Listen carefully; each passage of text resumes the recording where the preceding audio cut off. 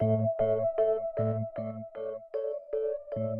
was approached by a friend to come build this technology for Tesla. I saw what they were doing and I'm like, I am confident with the research I've seen that I can beat that. And then one day I was just like, you know what, I'm gonna go buy a car, I'm gonna throw some cameras in it, throw some computers in it, we're just gonna make this work. Done. Now ask yourself, what is self-driving, right?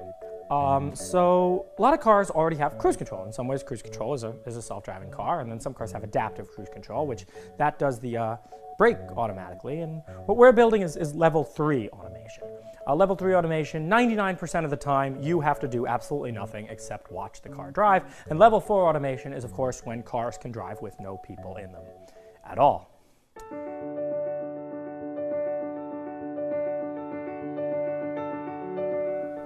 I'm George Hotz, and I'm about to be the next billion-dollar CEO. I don't know, what else you want? George Hotz came onto the scene as a 17-year-old hacking phenomenon. He was the first person to break open the iPhone and the first person to hack Sony's PlayStation. He spent a few years working odd jobs around Silicon Valley and competing in security competitions. Now, after 2 years in virtual hiding, he's come out to show the world what might be his greatest invention yet. You can doubt, and you should doubt. I doubt everyone who says everything, but once I see it, you can't doubt anymore, right?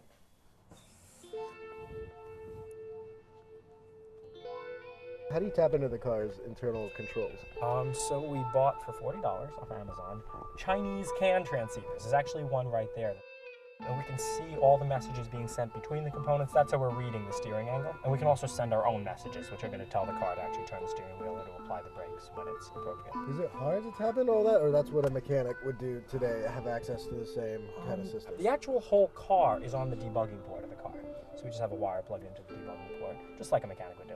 It just seems crazy to me that you can, I mean, not anyone could do it, you obviously know what you're doing, but that you can kind of just plug into the car and then start getting all the feeds from the steering wheel, the pedals, the turn signal. Modern cars are very electronic and computers, and you ask, like, I mean, I know a bit about cars, but I'm not like a real car guy, but I'm a computer guy. Cars are computers. There's kind of two halves, right? I worked on both of those halves independently. It's like, let's build up good models of how driving works and what I should output given these inputs. And then over here, I'm like, okay, let's hook up a joystick to the brakes and the gas and the steering so that I can steer the car entirely digitally. And then once you have this part and this part in the same computer, it's just a question of connecting them together, and there you go, you have a self-driving car. The self-driving cars that are on the road today continue to rely on very expensive sensors and clunky software.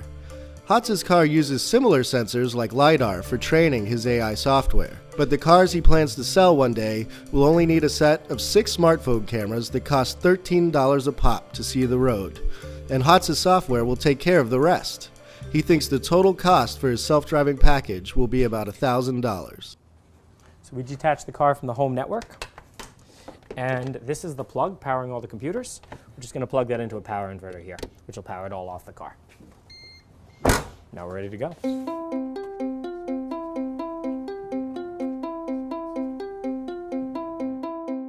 How do you teach a car to drive? Some people might think that what you do is you give it all these rules about driving. You tell it all these, well, you know, if there's a car a little bit over there, you should give it a little bit of space. And, you know, if there's and there's all these like very rigid rules, like you should stay in the exact center of the lane. But this isn't how humans drive. This might be how humans think they drive, but it isn't how they actually drive. So how do humans learn to drive? Well, they watch other people drive. And then they try it and they get better. And that's exactly what we're doing here. So right now we're just in the watching phase. We have not told this car anything about driving. We've shown it 10 hours of human driving footage, and we're like, here is what the human did. Behave like that human as much as you can, right? And you get all this intuition that you'd never get in a rule-based system. This is round 3, 10 hours of the car learning to drive. Does it drive like a person that's been driving for 10 hours, or is it better than that? It's driving like a person that's been driving for 10 hours, which you'd be surprised, there's a lot between that 5 and 10 mark. So the car is now, it's totally driving by itself. The car is completely driving by itself. You you want the car to start modeling the people around it. You want the car to know what people are about to do. The point is to drive naturally like a human, not like some engineer's idea of safety in a building. When you get on the highway, press this one, and always remember, if you don't like what the car is doing, press cancel. It'll give you full manual control back. Go ahead. Here goes nothing, man. Press it. Good? Yeah, good.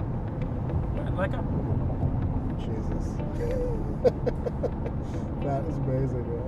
It is hard to commit yourself that this is going to work. I know. He's very safe following distance to the car in front of you. This is driving, man. I gotta be honest. I mean, I didn't think it was gonna be that good. When I drive with you, usually it's just really hard for me to tell. For you to tell how much the computer is doing. Exactly why I wanted to let you drive. That is crazy. Hot still has a ton of work ahead of him to prove that this technology can work. But spend an afternoon with him, and you can't help get the feeling he's on to something fantastic, and that this may be a huge breakthrough, not only in self-driving cars, but also for artificial intelligence technology. I think that a lot of companies today are just, they're just doing a really poor job. And I might be way off base. There might turn out to be a reason why everyone does what they do. Sometimes I've seen that, but sometimes I've seen it just took a new set of eyes to come in and be like, hey, wait a second, we can do everything better. And you know, really what it's all about too is it's about having fun. It's not about, I'm never gonna say that we're changing the world. I mean, we are, but that's not like, that rhetoric has been hijacked. What this is about is actually building really cool things that we want in the world.